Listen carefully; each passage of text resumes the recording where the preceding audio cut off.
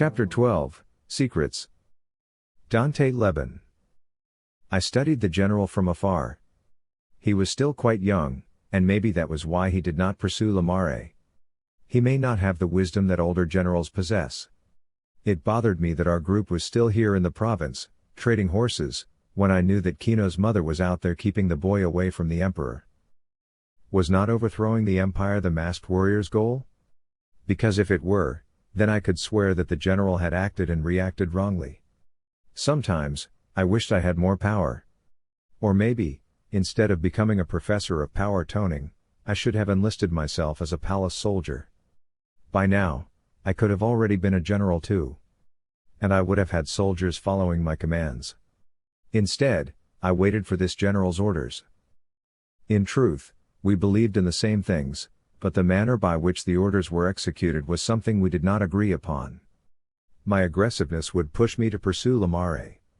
I shook my head in dismay. Suddenly, I remembered Lima and Conrad, the boys who had always bullied Kino.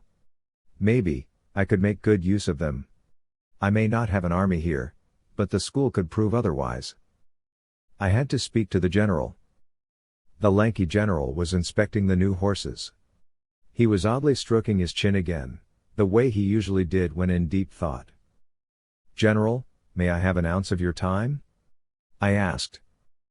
He nodded at me. "In private, please." He was reluctant at first, but then he walked away from the bevy of soldiers, and I followed him. "A week, huh?" he said. "Pardon?"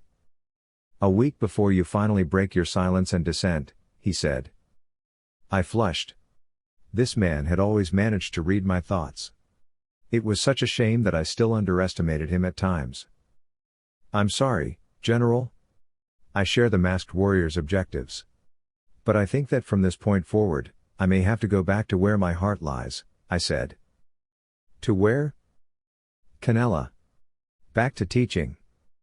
"To teach or to plant seeds of rebellion in the young one's blood?" I tensed slightly. "It's not as bad as it sounds, teaching, I mean," I said, trying to avoid his gaze. The general grew silent. "So when will you leave us?" he asked, emphasizing how treacherous my act was. "This noon. It will be a long ride, and I have to reach Canella sooner." He nodded solemnly. "I don't know where the children are, but we'll get to them soon enough." "There's no doubt about that, General," I said. I meant it too. "Be careful," the general said. His eyes were hardened. Something beneath his tough exterior lay a worried man, I could tell. But he blinked, and the anxiety was gone. "When I come back, General, I will be able to support our group's endeavor in a way that will make you proud of me." "I know," he said coldly this time. "The information that you provided was used wisely. Don't think that a stretch of land dividing us would be a hurdle in sending out your insights." "Yes, General." He patted my shoulder to bid me goodbye. Then he started walking back to the soldiers. I brushed my hair up with my fingers and mounted my horse.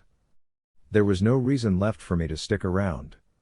My new mission commenced the moment the general gave me my leave.